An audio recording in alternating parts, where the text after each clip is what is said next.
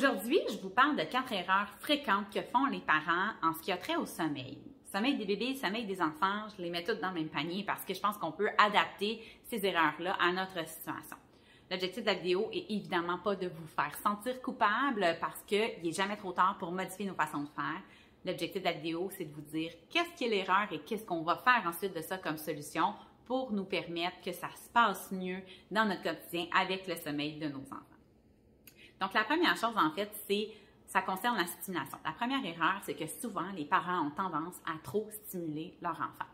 Que ce soit un bébé ou un enfant, on a tendance à se dire hey, « je vais le brûler, là, puis après ça, il va bien dormir. » Donc, en fait, il faut faire attention à quand est-ce qu'on va brûler notre enfant, quand est-ce qu'on va le stimuler ou le surstimuler, parce que ça peut avoir des conséquences contraires à ce qu'on a l'impression que ça va occasionner. En fait, si on essaie de stimuler de façon intense nos enfants avant le dodo, bien, ça fait en sorte que la stimulation devient tellement intense, puis on demande à nos enfants ensuite de ça d'aller se coucher. Donc, la pente, elle est tellement difficile, elle est tellement abrupte que c'est impossible pour nos enfants de pouvoir s'apaiser rapidement et d'être capable de pouvoir aller s'endormir. C'est comme si on voulait transformer de l'eau bouillante en glace en quelques secondes. Ça risque d'être assez compliqué. L'eau bouillante a besoin d'avoir du temps pour se transformer en glace. C'est la même chose pour nos enfants. Si je vous disais à vous, on s'en va jouer une partie de hockey, on a du plaisir, on joue, on a du fun, puis là, je vous dis, OK, la game est terminée, on s'en va, tout le monde se coucher. Vous allez me dire, Stéphanie, je suis encore sur l'adrénaline, je suis encore sur la dopamine, j'ai le goût encore de bouger, je suis vraiment pas prête à aller me coucher, mais quelques minutes plus tard, vous allez me dire, OK, là, je commence à décanter, là, je vais être un petit peu plus fatiguée, ça va bien dormir ce soir. Bon, c'est le même principe, en fait, pour vos enfants. C'est ça qui fait en sorte qu'on est capable davantage de les coucher plus facilement, c'est qu'ils n'ont pas eu trop de stimulation juste avant le dodo. La deuxième erreur la plus fréquente, c'est de coucher nos enfants trop tard. On a l'impression que parce qu'on couche nos enfants tard, qu'ils se lèvent plus tard. Bon, il y a quelques chanceux ici qui vont se dire comme, ben moi, ça fonctionne, Stéphanie. Ce que j'ai à vous dire, en fait, c'est tant mieux, profitez-en, c'est correct, on aime ça. Sauf que la façon que le sommeil fonctionne, c'est que le sommeil engendre le sommeil. Donc, plus qu'on va dormir, plus qu'on va avoir envie de dormir. Mieux on va dormir, plus facilement on va s'endormir et plus tard on va se réveiller le lendemain matin. Donc, parce qu'un enfant qui va se coucher trop tard va se réveiller peut-être à une heure qui convient le parent, mais peut-être qu'à ce moment-là, il se crée une dette de sommeil, un manque de sommeil, en fait, qui va avoir des répercussions à long terme, qui va faire en sorte que l'enfant va de moins en moins être capable de dormir. Puis là, on tombe dans un effet boule de neige de façon négative. Donc, moi, ce que j'ai envie de vous dire, c'est de renverser la vapeur et de créer un autre effet boule de neige, mais de façon positive, et donc de coucher vos enfants un peu plus tôt, de profiter, de limiter les périodes d'éveil pour vous faciliter la vie, pour faciliter l'endormissement, pour faire en sorte que vos enfants vont se réveiller un petit peu plus tard. Évidemment, c'est pas un effet instantané. C'est pas parce que ce soir, vous allez décider de coucher vos enfants plus tôt que vous allez voir que demain matin, ils vont se réveiller plus tard. Il faut être constant, il faut être cohérent, donc il faut se permettre de se laisser du temps pour que ce soit vraiment efficace comme stratégie, mais je vous le dis, le sommeil engendre le sommeil et de penser que de couper des périodes, couper des siestes, coucher nos enfants plus tard va faire en sorte que nos enfants vont mieux dormir, c'est souvent l'effet contraire qui va se produire. La troisième erreur la plus fréquente qu'on observe en matière de sommeil, c'est de ne pas avoir de routine. Bon, les parents de très jeunes bébés vont me dire « Oui, mais Stéphanie, mon bébé, c'est prouvé qu'on ne prend même pas les routines. » Moi, ce que j'ai envie de vous répondre, en fait, c'est de vous dire « Bien, les routines ne servent pas juste à bébé. Les routines servent aussi aux parents. Moi, comme maman, ça m'a permis beaucoup d'être capable de ne pas oublier des étapes, de m'assurer d'avoir une constance, d'avoir une cohérence. Ça m'a permis de pouvoir profiter des notions que je savais. Tu sais, par exemple, je savais que d'avoir les lumières tamisées, ça aidait à la sécrétion de mélatonine chez mes enfants. Donc, dans ma routine, dès que je montais à l'étage, j'allais fermer les rideaux, tamiser les lumières. Donc, mais sans cette routine-là, peut-être que j'aurais passé à côté de cette étape-là, puis je l'aurais fait plus tard, puis j'aurais pas pu profiter de l'effet de la mélatonine sur l'endormissement de mes enfants. Les routines, on ne sait pas non plus à quel jour votre enfant se met à comprendre c'est quoi sa routine. Il y a des enfants qui les comprennent beaucoup plus tôt, il y a des enfants qui les comprennent beaucoup plus tard. Donc, je pense que d'avoir une routine dès le plus jeune âge, quand vous êtes capable d'avoir une certaine routine, évidemment, bien, ça va être juste facilitant pour tout le monde, ça va juste être aidant pour tout le monde.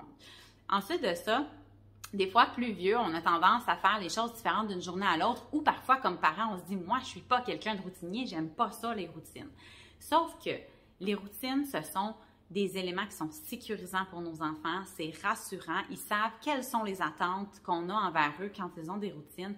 Et ça fait une énorme différence sur le sommeil. Pourquoi? Parce que quand le cerveau est en train de comprendre qu'on tombe dans la routine du soir juste avant le dodo, le cerveau va se mettre à s'activer pour se placer en mode sommeil.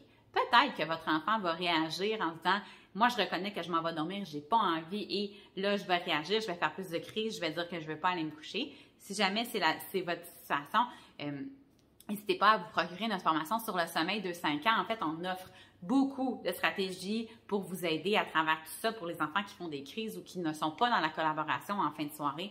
Mais clairement, les routines sont un élément aidant qui vont vraiment vous faciliter la vie pour le sommeil, pour, entre autres, faire en sorte que vos enfants et vous puissiez reconnaître les signes précurseurs au sommeil. Ce qui m'amène à la dernière erreur, qui est en fait l'erreur la plus fréquente. Je vous gardais le meilleur pour la fin. L'erreur la plus fréquente en matière de sommeil, c'est de croire qu'on a tout essayé. Comme parents, on a souvent l'impression de se faire donner 1 million de conseils quand on a de la difficulté avec le sommeil de notre bébé ou de notre enfant. On a des amis, de la famille, de l'entourage, des professionnels, on fait des lectures et tout le monde se contredisent, tout le monde a leur opinion. Puis nous, ben, comme parents, on a de la difficulté à s'aligner avec nos valeurs parentales, mais surtout, on va essayer quelque chose une journée. Ensuite de ça, on se dit, ben, ça ne fonctionne pas. Ensuite de ça, on va essayer quelque chose une autre journée, puis on va se dire, ben, ça ne fonctionne pas. Puis après ça, on va essayer quelque chose 2 autres journées, puis ça ne fonctionne pas. Donc, à un moment donné, on devient qu'on a l'impression, comme parents, qu'on a tout essayé. L'enjeu dans ça, en fait, c'est que c'est important de comprendre le processus de changement dans n'importe quel concept pour être capable de savoir combien de temps est-ce qu'on essaie une nouvelle stratégie, surtout en matière de sommeil. En fait, quand on change quelque chose, il y a souvent une espèce de creux de vague où est-ce que le comportement qu'on va essayer de modifier, c'est par exemple qu'on va essayer d'endormir notre enfant d'une autre façon, bien, si on essaie une nouvelle stratégie d'intervention dans cette direction-là, ça se peut que le comportement, il y ait un petit creux de vague. Donc, il y a comme même voire une petite régression dans le comportement. Mais ensuite de ça, souvent, le comportement va finir par s'améliorer.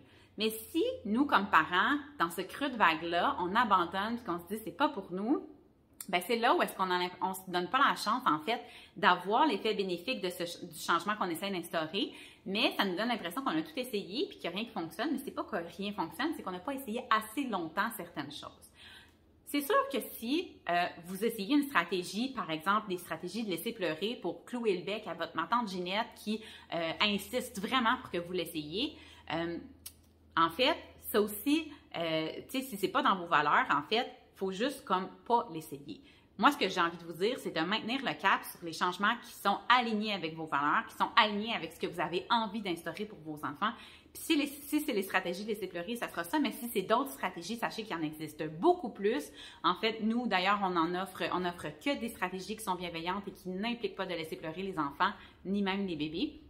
Donc, si jamais vous avez envie d'en savoir plus, vous pouvez vous procurer nos formations sur le sommeil, que ce soit le sommeil 0-18 mois ou le sommeil de 5 ans. On offre aussi des rencontres individuelles sur le sommeil par des professionnels de notre clinique. On offre aussi des défis sommeil qui sont gratuits, qui sont une opportunité pour nous de vous présenter un peu notre offre de service sur le sommeil puis de vous en faire savoir un petit peu plus. Donc, n'hésitez pas à poser vos questions sous la vidéo. Ça va me faire plaisir d'y répondre. J'espère vous revoir dans les défis sommeil, dans les conférences ou bien en rencontre individuelle. N'hésitez surtout pas à vous abonner à la chaîne pour voir toutes les informations sur les différents défis de la parentalité et voir aussi toutes nos autres vidéos sur le sommeil.